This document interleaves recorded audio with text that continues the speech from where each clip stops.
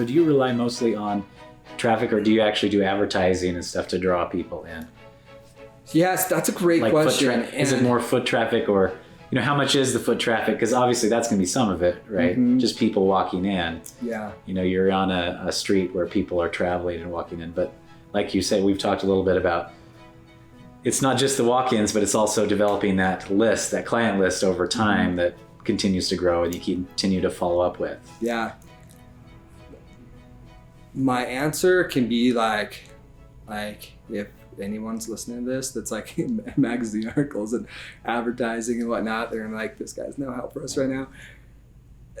Early on, when I worked for that guy that was the accountant and artist, Rich. Mm-hmm. Rich told me, he's like, look, Colby, the money we pay for the rent on this street is our advertising. Mm-hmm. That is it. Mm-hmm. He's like, if we want to go off of Main Street and go over to more of a business sector, where like business park, he's like, we would need to spend the exact same amount of money that we are on Main Street. And I'm like, that was interesting. And I ignored that when I first opened the Old Town Gallery, and I was putting articles in this magazine, that magazine, that magazine. Mm-hmm. And I was spending like $15,000 a year advertising. Mm-hmm. And I would because I was at the gallery all the time, I could ask people like, oh, how'd you hear about us? There was one time in 3 years that I found out someone came in by seeing something that was in the magazine. And these magazines are in every hotel room here. They're at the restaurants. They're all over the place. Every local gets it in their mailbox. And I'm just like, man, like that's, for me, like I have to sometimes see like, what's it, my dollar's really doing for me. And so I wanted to say, okay, if I'm spending that amount of money, how could I do it in a way that I can actually physically see the return? So I said, I'm going to take the $15,000 and I'm going to create an event and invite clients to it. I'm going to pay for flights. I'm going to pay for hotels. I'm going to wine them and dine them and have a great time. And that's going to be the $15,000 so I can physically see exactly what the return is going to be.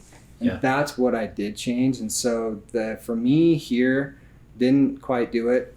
Today with social and Instagram and things like that, there's a whole world to tap into, and there's a whole world of like the world has just been like going that way, and I'm trying to surrender to it. For me, the people we sell to is straight up face-to-face interaction. It's connecting with people. They are not seeking out art, which is different than online. People are seeking out art and buying art. Yes, right. Whereas people are just like, it's like true love. You have no idea it's going to come. You have no idea it's going to like be whispering in your ear, and you fall into it and you make a connection and they decide to buy something. And sometimes people, the first painting they've ever bought is from us. Mm-hmm. And other people, I've had multiple people say to me, and this is a cool part as a salesman, when I heard someone say this, they said, thank you for pushing me. You saw that I loved it. You saw that I wanted it, but I couldn't quite do it. And you pushed and you pushed. And the one guy I'm talking about right now, he had been in 15 other galleries that carried that artist, and he wanted to every time. And he was so thankful that I gave him the push enough. I mean, it's a cool part of it. And how do you do that? Like with, it's interesting with, you kind of have to guide somebody to that decision without like being pushy and a salesman. And No, I know you used the word push, but and in a sense, it could seem like that, but usually, a good salesman is not necessarily somebody that's just trying to sell something. Like that's not the vibe I'm getting from you at all. But you are giving them the courage to say, hey, you love this. This is going to enhance your life, and to validate your choice and decision, right? Yeah. So can you take me through a little bit of that process of, because you've mentioned, hey, I'm good at sales and stuff. Like how did that, or how do you kind of approach it, or how does it work? Somebody comes in and says, hey, I like this piece, or what do you look for? And basically that process, kind of walk me through kind of typical process. Because I imagine there are some similarities with people coming in, like you say, not necessarily art connoisseur, but somebody that kind of comes in, oh, wow, this is amazing, and has this experience. So walk me through that a little bit. Yeah, it's a loaded question, can go a lot of ways. I'll try and like hit just like bullet point, and we can keep Of course, there's nuances. Yeah, and things, there is. Right? there has to be value in it to that. There has to be value. So if they can't see value in it, they're not going to take their wallet out, period, to just buy it. Mm-hmm. So there has to be like a reason. With the reason is the connection with the art. So they have to connect with it. There has to be a reason why, hey, I actually want this. There's a value in it. And if there's a value in it, then that value needs to be defined. Like, how does it serve them? To where then it's like, where could I put this? Like, is it going to go in my office? Is it going to go in my house? If it goes in my house, like, what's it really going to do for me there? You know, if it's going to go to my office, what's it really going to do there? Is there value there? Mm-hmm. And that value has to be built in through how great the artist is and why they should collect that artist. And then there has to be, like, for us here in Park City, where it's a tourist town, we see these people one time. It's about 30 seconds. I call it social engineering. We have 30 seconds to figure these people out. Mm-hmm. Like, okay, who are these people? They're a couple. Are they married? Are they not married? Are they dating? They have a house here. Could they spend money on art? Are they an artist that's just with their spouse coming in? Who are they and what are they about? And we have to break it down so quickly and figure them out. And then they have to like us, and then they need to like the art. So you're trying to figure out as much as you can. And then a minute and a half later, like, you need to be like dialed into something, watching body language and like what they're seeing, like how are they actually connecting with it? Do they know why they're connecting with it? As you build the value in the tourist town here, they're walking the galleries and it's impulse. And honestly, 95% of who we sell to is all impulse.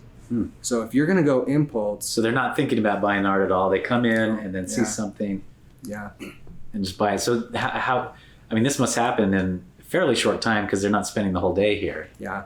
Right? And that's another thing. It's like they're skiing all day, then they're going to be tired. They have a reservation to go eat.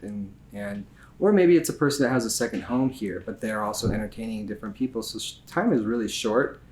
So we can't be long-winded either.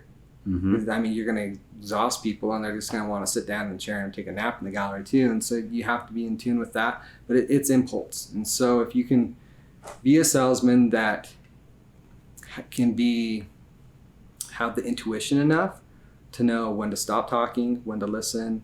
I'm a huge fan of that saying where, like, God gave you 2 ears and 1 mouth, and use them accordingly. You have to listen. Some of the greatest salesmen are ones that can listen really well. But if you're not that great of a salesman to get people to even talk, like, you're going to have an issue trying to sell. Like, you have to be somebody that people want to talk to you. Yeah. So how do you get that conversation? I know a lot of galleries are not very good. To be frank about it, from what I've seen, is they'll just be sitting over in their cubicle and like, hey, if you have any questions, let me know. Totally. Kind of thing. Yeah. That's the typical. Yeah, we hear that all the time. And I, in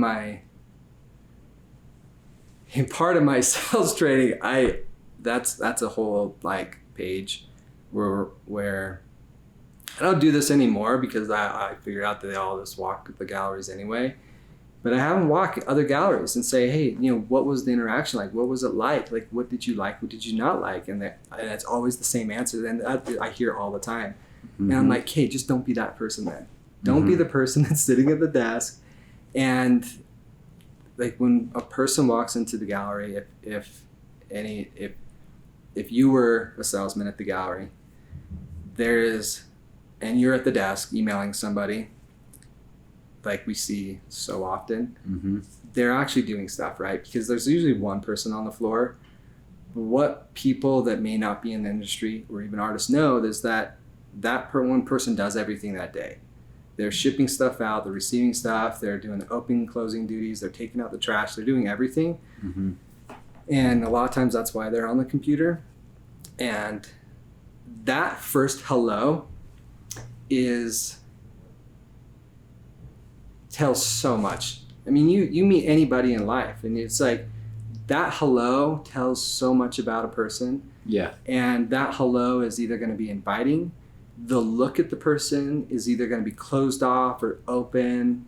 You're either going to be stoked and thrilled to see humanity, or you're not going to be. Like, you can just feel it, and people can feel it too. Yeah. And that hello is just, it's money. That hello is just so, and you, at the same time, that exchange of energy, if you want to say it, Mm-hmm. where you make yourself vulnerable, they give back, Mm-hmm. and it's huge. At that point too, we have standard things that we'll always say, because people walk into a gallery and they may think that you're like a museum director and you're here to just present art. And so every person that walks into our gallery, we always find out, say, hey, have you been into the gallery? And Mm-hmm. if they say no, we immediately say, where are you from? Assuming that they're not from here. And then they'll tell you, like, oh, we're from Chicago. And then it follows up, cool, do you also have a home here? And then now we know that they're only in Chicago. I'm like, cool. So you know, anything can be shipped.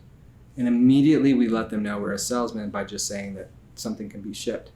If we don't say that in the gallery, Mm-hmm. they just see you as a museum curator that is there. Just kind of entertainment. They come in, walk through, and then walk out. They'll talk to you like that. They'll ask you to tell them about an artist, but not in the sense that they're interested in it. They're just intrigued in the art. Mm-hmm. There's a big difference between a salesman talking and presenting the art, and sounding like they're, working at a museum and walking out presenting about this artist in their entire life, to a salesman that is selling the art. Sure. And that's what all of my staff knows. I mean, you'd exhaust yourself if you're just talking about the art all day long and not actually selling the art. Right. And so those small interactions, it has to be effortless.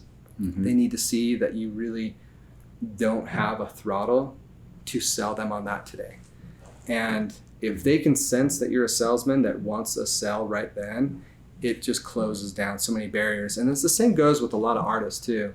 A lot of artists today want to sell so bad that they come across as needy. Yes. And the second they come across as needy, people shut down. Right. One, they don't want to take on their baggage. They're like, you got issues.